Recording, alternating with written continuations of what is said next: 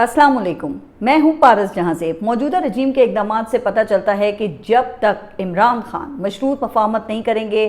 ना तो उनकी मुलाकातें बहाल होंगी और ना ही उन्हें अदालतों से किसी इंसाफ की तवक्को करनी चाहिए। लेकिन इमरान खान की गैर मुतज़लज़ल मज़ाहमत वो अब भी जारी है और ये हकीकत गुज़िश्ता रोज़ एक बार फिर वाज़ेह होकर सामने आई है, जब एक तरफ फैमिली को इमरान खान से मिलने की इजाज़त नहीं मिली और दूसरी तरफ इस्लामाबाद हाई कोर्ट ने दो मुख्तलिफ केसेस में अबूरी अहकामात जारी किए, जिनको पढ़कर फिर एक ही पैगाम मिलता है कि अगर रिलीफ चाहिए तो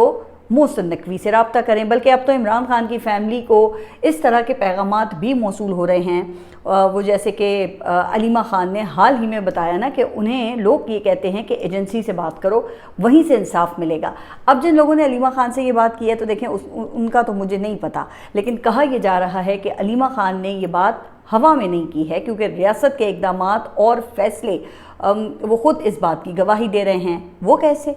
तो इसके लिए फिर हमें गुज़िश्ता 9 माह के वाक़यात और उनमें छुपे हुए पैटर्न को देखना ज़रूरी है। अच्छा, अब 16 अक्टूबर 2025 वो आखिरी दिन था जब अडयाला जेल में इमरान खान और बुशरा बीबी के ख़िलाफ़ मुकदमात की समाअत हुई और इसी तारीख को खान साहब और उनकी कानूनी टीम जो है उसकी आखिरी बार मुलाकात भी हुई थी। और इसके बाद फिर हम ये देख रहे हैं कि इमरान खान की फैमिली और पार्टी को उन तक बाकायदा रसाई में शदीद मुश्किलात का सामना है। अच्छा, अब अगर रिकॉर्ड देखें तो गुज़िश्ता साल नवंबर और दिसंबर में इमरान खान की बहन डॉक्टर उज़्मा खान को 3 बार मिलने की इजाज़त मिली। फिर इस साल फरवरी में सलमान सफदर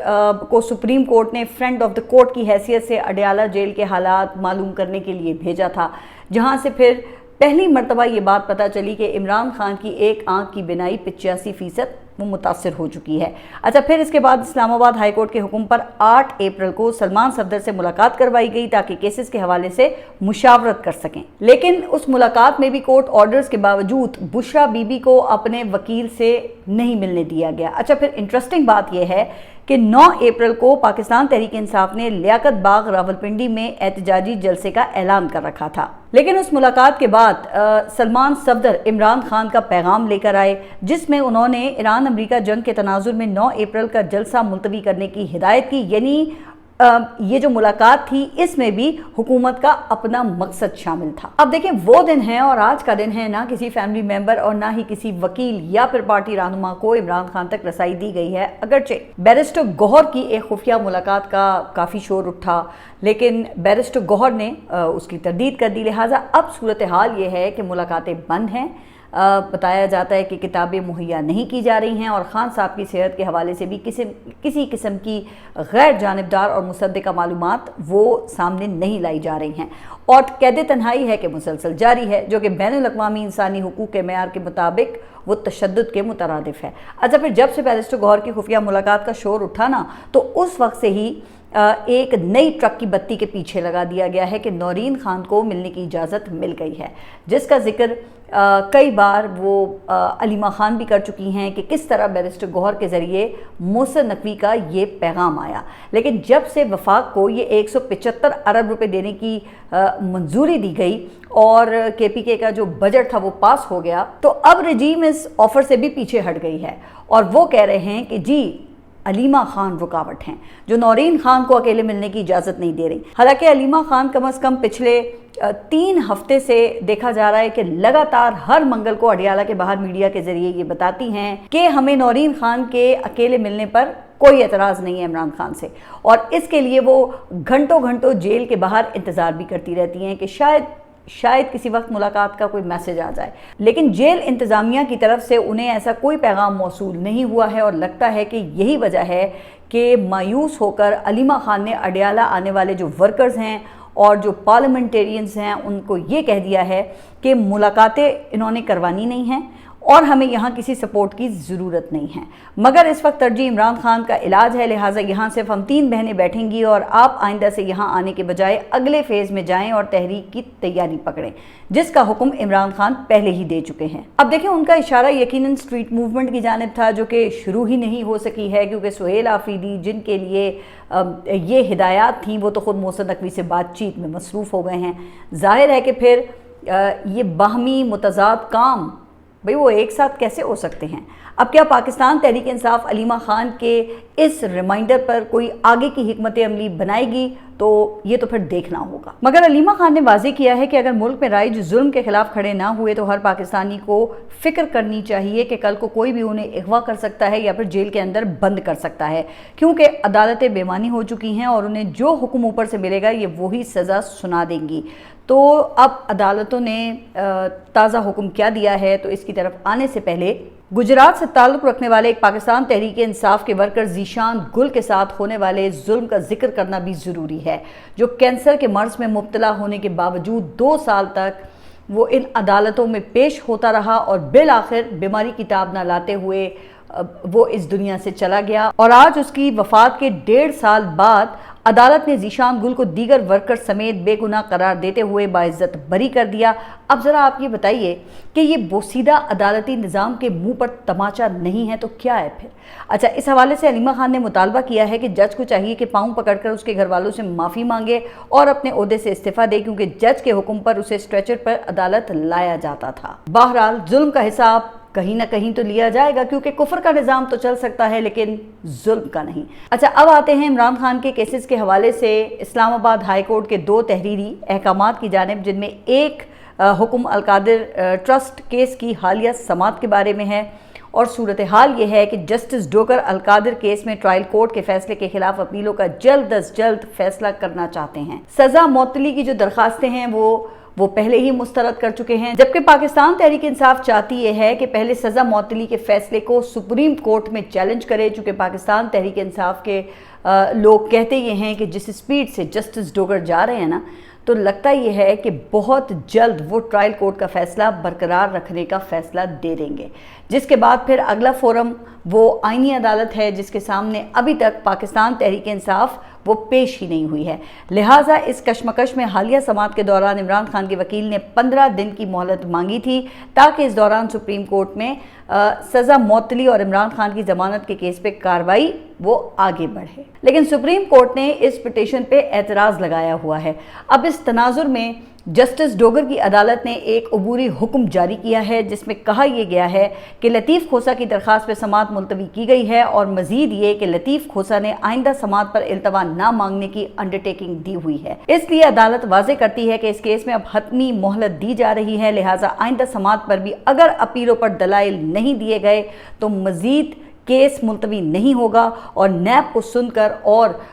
جو دستیاب ریکارڈ ہے اسے دیکھ کر اپیلوں کا فیصلہ کر دیا جائے گا۔ اچھا، اب آئندہ سماعت وہ کب ہوگی تو اس کا تحریری حکم نامے میں کوئی ذکر نہیں ہے، اور اس کا اعلان رجسٹرار کے ذریعے ہی کیا جائے گا۔ خیر، عمران خان کی قید تنہائی تو ختم نہیں ہوئی، لیکن لگتا یہ ہے کہ موجودہ رجیم کے ساتھ ساتھ خیبر پختونخوا حکومت نے بھی اس کا فائدہ اٹھانا شروع کر دیا ہے۔ جی ہاں، ابھی گزشتہ روز میں نے خیبر پختونخوا اسمبلی اراکین اور ان کی فیملیز کو دی جانے والی مراد کے قانون پر بات کی تھی، جس کا اب یہ گیزٹڈ نوٹیفیکیشن بھی جاری ہو گیا ہے، مگر اب صوبائی اسمبلی سے پاس کردہ ایک اور قانون وہ سامنے آ گیا ہے، جو سراسر عمران خان کے ویژن یا آپ کہہ لیں کہ ان کے نظریے کے خلاف ہے، اور یہ قانون ہے صحافیوں پر پابندی، قید اور جرمانے کا قانون، جو کہا یہ جاتا ہے کہ 30 اپریل کو اضافی ایجنڈے کے طور پہ پاس کروایا گیا اور اتنے عرصے تک اسے چھپا کر رکھا گیا، جس سے ظاہر ہے کہ بدنیتی کا اندازہ کیا جا سکتا ہے۔ اب ایسے ہی قانون سازی یا قانون سازی کی کوششوں پر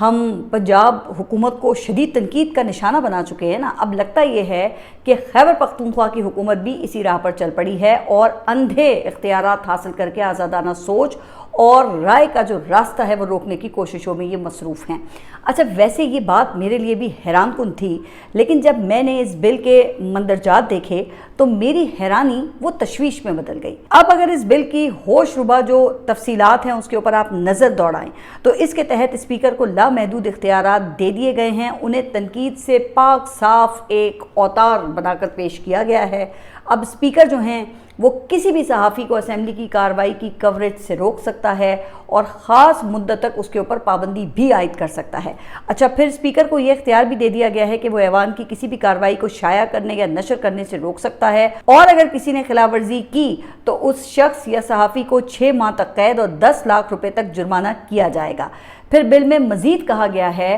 کہ اگر کوئی صحافی یا ادارہ اسمبلی کارروائی کو توڑ موڑ کر رپورٹ کرے گا تو اس کے خلاف کارروائی کی جائے گی اور صحافی کو 3 سال تک قید اور 3 لاکھ روپے تک جرمانہ کیا جا سکے گا۔ اچھا، اسی طرح اسپیکر پر تنقید کرنے والوں کے لیے بھی 6 ماہ قید اور 10 لاکھ روپے جرمانہ ہے۔ اس کے علاوہ کسی کمیٹی کی رپورٹ اسمبلی میں پیش ہونے سے پہلے نشر یا شائع کرنے پر 3 ماہ قید اور 3 لاکھ روپے جرمانہ ہے۔ اب یہاں تک کہ تحریک التوا جو اسمبلی کا معمول کا بزنس ملتوی کر کے کسی ارجنٹ پبلک ایشو پر بات کرنے کے لیے ہوتی ہے نا، اب کہا جا رہا ہے کہ تحریک التوا بھی آپ پیش ہونے سے پہلے رپورٹ نہیں کر سکتے، اور اگر کی تو 1 ماہ قید اور 1 لاکھ روپے جرمانے کے لیے تیار ہو جائیں۔ اب مجھے نہیں پتا کہ اس قانون کو پاس کرنے سے پہلے کسی آئینی ماہر سے مشاورت بھی کی گئی تھی یا نہیں، کیونکہ بظاہر اس میں کئی شکے وہ آزادی اظہار کے آئینی حق سے متصادم ہیں۔ بھلا آپ کسی کو اسپیکر کے رویے کے خلاف تنقید سے کیسے روک سکتے ہیں بھائی؟ پھر دوسرا یہ کہ اسمبلی میں ایک استحقاق کمیٹی وہ پہلے سے ہی موجود ہوتی ہے جو کسی بھی رکن یا اسمبلی کے استحقاق کی ضمانت دیتی ہے، تو اب اس کی موجودگی میں کسی اسپیشل قانون کی ضرورت آخر کیوں پیش آ گئی؟ تو اس سے پھر دیکھیں ایک یہی تاثر ملتا ہے نا کہ عوامی جواب دہی سے فرار کا راستہ ڈھونڈ لیا گیا ہے۔ اچھا، شوکت یوسفزئی جو ہیں وہ یہ کہتے ہیں کہ یہ بل یہ اپوزیشن لے کر آئی تھی۔ اچھا جی، تو پاس کس نے کیا اسے؟ اور پھر وہ جو صوبائی ترجمان ہیں شفیع جان، ان کو دیکھیے جو ابھی تک اس بل کے وجود کو ہی جھٹلا رہے ہیں۔ بھئی کیا یہ وہ تبدیلی ہے جس کا خواب عمران خان نے دیکھا تھا؟ کیا عوام نے عمران خان کے نام پر اس بات کا آپ کو مینڈیٹ دیا تھا کہ منتخب ہو کے آپ سول ڈکٹیٹر کا روپ دھاریں اور جو مرضی چاہے آپ لوگ کرتے پھریں؟ اس لیے میرا خیال یہ ہے کہ وزیر اعلیٰ کو خود سامنے آ کر ان سوالوں کی وضاحت دینی چاہیے، یا پاکستان تحریک انصاف کی جو مرکزی قیادت ہے اس کو اس معاملے میں مداخلت کرنی چاہیے۔ بھئی بھلا یہ بھی کوئی بات ہے کہ آپ پریس کو پابندیوں کا نشانہ بنائیں جو کہ مشکل وقت میں آپ کے لیے بھی آواز اٹھاتی ہے؟ ویسے دوسرے لفظوں میں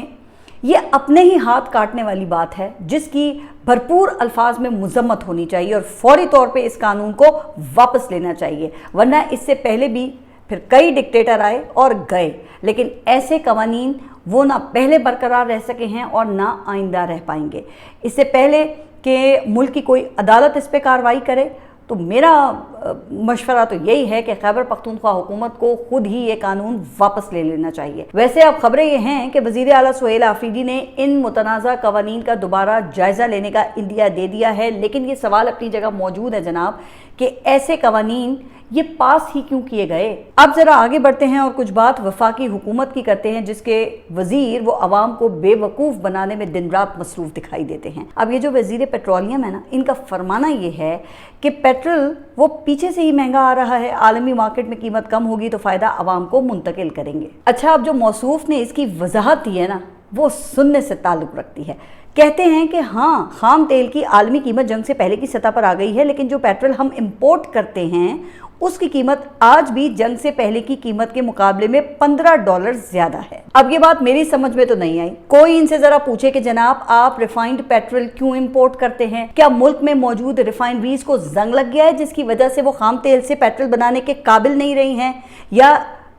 اس خریداری میں بھی کوئی کھانچا ہے؟ ویسے کیا یہ بھی کوئی کرنے والی بات ہے؟ بلکہ یہ تو اپنی نالائکی کا اقرار جرم ہے۔ اچھا، پھر وزیر موصوف یہ بھی بتائیں کہ اگر پیچھے سے پیٹرول مہنگا آ رہا ہے تو آگے سے آپ پیٹرولیم لیوی ہی کم کر دیں، لیکن وہ آپ سے ہوگا نہیں کیونکہ اس سے آپ کی سانسیں بند ہو جائیں گی۔ اب عوام کو تو یہ ریلیف دیتے نہیں ہیں، لیکن دوسری طرف جو آئل مارکیٹنگ کمپنیز ہیں نا وہ اس نااہل حکومت کو چونا لگانے میں لگی ہوئی ہیں۔ اب سینٹ کی کمیٹی میں انکشاف یہ ہوا ہے کہ ایران امریکہ جنگ کے دوران کچھ آئل کمپنیاں ٹیکس چوری میں ملوث پائی گئی ہیں، اور اس حوالے سے کسٹمز حکام نے کمیٹی کو بریفنگ دی ہے جس میں ان کا کہنا تھا کہ جنگ کے دوران لیوی کی شرح میں بہت زیادہ اتار چڑھاؤ ہوا، تیل کمپنیوں نے سامان اٹھا لیا اور ڈیوٹی ادا کیے بغیر مقررہ قیمت پر بیچا، اور جب لیوی کی شرح کم ہوئی تو ادائیگیاں کر دیں، اور یہ معاملہ تب جا کر پکڑا گیا جب اوگرا کے سامنے ان کے سبسڈی کے کلیمز آئے۔ تو اب کتنا ٹیکس چوری ہوا اس بارے میں حکومت اب بھی خاموش ہے۔ ظاہر ہے کہ یہ تو تحقیقات سے ہی پتہ چلے گا نا، اور سب کو یہاں پر یہ پتہ ہے کہ ہمارے ملک میں بااثر لوگوں کی کوئی تحقیقات وحقیقات نہیں ہوتی، اور اگر ہو بھی جائے تو ایکشن ہی نہیں ہوتا۔ لیکن یہ عوامی ریلیف کی بات کی جائے تو حکومت کو ایسا لگتا ہے کہ جیسے موت کا فرشتہ آ گیا۔ اب دیکھیں نا کہ اس کی ایک مثال وہ گیس کی قیمتوں میں کمی نہ کرنے کا فیصلہ ہے۔ اب اوگرا نے پرانی قیمت پر 88 روپے فی یونٹ گیس کے ٹیرف میں کمی کی ہے، لیکن حکومت نے رواں مالی سال میں گیس کی پرانی جو قیمتیں تھی نا وہ برقرار رکھنے کا فیصلہ کیا ہے، کیونکہ سرکاری گیس کمپنیوں کی مالی پوزیشن کو برقرار رکھنا مقصود ہے، یعنی کہ دوسرے الفاظ میں اپنی نالائکی کو کیش کرنے کا فیصلہ کیا ہے۔ ظاہر ہے کہ اگر ان اداروں کی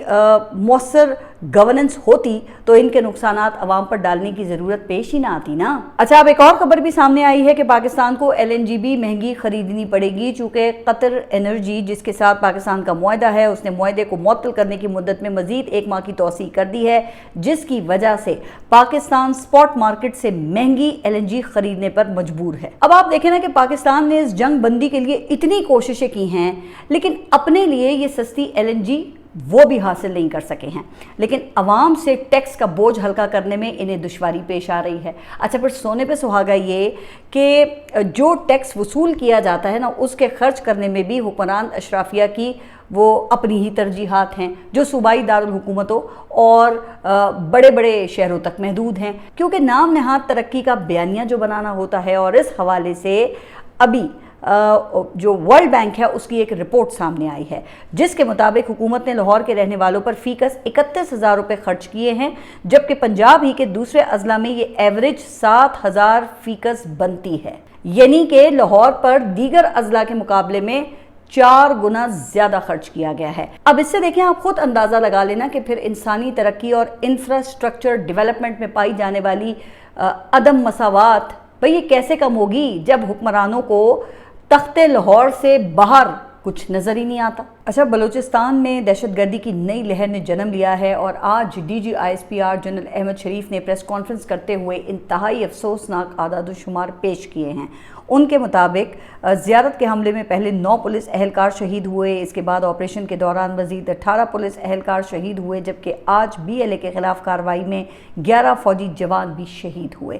3 روز میں بلوچستان کے مختلف واقعات کو ملا کر شہداء کی مجموعی تعداد 42 بنتی ہے، اس کے علاوہ 54 دہشت گرد بھی ہلاک کیے گئے۔ یہ ایک انتہائی افسوسناک صورتحال ہے، اور DG ISPR کے مطابق ان حملوں میں بھارت کا ہاتھ ہے، اور افغان طالبان رجیم ان کی سہولت کاری کر رہی ہے، اور انہوں نے دہشت گردوں کے خلاف مزید کارروائیوں کا اندیا بھی دیا ہے۔ تو اب دیکھنا یہ ہے کہ کیا بلوچستان میں آنے والے دنوں میں کوئی بڑا آپریشن ہو سکتا ہے، لیکن جناب سوال یہ بھی ہے کہ بلوچستان حکومت سے جواب دہی کون کرے گا؟ وزیر اعلیٰ سرفراز بگٹی کی کارکردگی کا احتساب وہ کون کرے گا؟ وہاں موجود اتنی بڑی کابینہ سے سوال کون پوچھے گا؟ اور وزیر داخلہ محسن نقوی جن کے راج میں اسلام آباد میں لوگ چوری، ڈاکوں اور یہاں فائرنگ سے محفوظ نہیں، لیکن وہ مطمئن ہو کہ آپ دیکھیں کہ پوری دنیا کے مسائل حل کرتے پھر رہے ہیں، کیا ان سے بھی کوئی جواب دہی ہوگی؟ ریاست کو ان پہلوؤں پر بھی دیکھیں سنجیدگی سے سوچنے اور توجہ دینے کی ضرورت ہے، ورنہ ہم سیکیورٹی فورسز اور عوام کی قیمتی جانوں کا ضیاع ہوتے ایسے ہی دیکھتے رہیں گے پھر۔ لیکن ہاں، ریاست کے خلاف کسی بھی مسلح جدوجہد کی حمایت وہ نہیں کی جا سکتی۔ دہشت گردی کسی بھی شکل میں یا کسی بھی بنیاد پر ہو، یہ قابل مذمت ہے۔ اچھا، اب آخر میں مشرق وسطیٰ کے حوالے سے اپڈیٹ، جہاں پہ حالات وہ ایک بار پھر کشیدہ ہو گئے ہیں، اور امریکہ نے ایران پر پھر سے حملہ کیا ہے اور 80 سے زائد اہداف کو نشانہ بنایا، جس میں ایئر ڈیفنس سسٹم، ڈرونز تنصیبات اور پاسداران انقلاب کی کشتیاں شامل ہیں۔ امریکہ نے اس حملے کے لیے آبنائے ہرمز میں قطری اور سعودی ٹینکرز پر مبینہ ایرانی فائرنگ کے واقعات کو جواز بنایا، اور ایران کے تیل ایکسپورٹ کرنے پر بھی انہوں نے پابندی لگا دی ہے۔ اچھا، پھر اب جواب میں ایران نے 85 امریکی ٹارگٹس کو نشانہ بنانے کا دعویٰ کیا ہے، جس کے بعد بحرین اور کویت میں ہنگامی اقدامات شروع ہو گئے ہیں، جبکہ ایرانی مذاکرات کار باقر کلیباف نے یہ واضح کیا ہے کہ ایران کسی صورت بھی امریکہ کی غنڈہ گردی کے سامنے نہیں جھکے گا۔ اب بہرحال نیٹو نے امریکی حملوں کی حمایت کر دی ہے، اور دوسری طرف آیت اللہ خامنائی کا جسد خاکی آج عراق کے شہر نجف پہنچا، جہاں کم از کم 20 لاکھ لوگوں نے جنازے کے جلوس میں شرکت کی، اور اب کل مشہد میں ان کی تدفین ہے۔ اچھا، اب آپ دیکھیں اس دوران جنگ کا دوبارہ آغاز یقیناً یہ اچھی بات، یہ اچھی خبر نہیں ہے، اس لیے دعا یہ ہے کہ یہ مرحلہ یہ کسی بڑے نقصان کے بغیر انجام پائے، چونکہ اگر اسرائیل کا بس چلا نا تو سپریم لیڈر کے جنازے کو بھی نشانہ بنانے سے وہ دریغ نہیں کرے گا۔ آپ سب اپنا خیال رکھیے، اور اگلے ولاگ تک کے لیے اللہ حافظ۔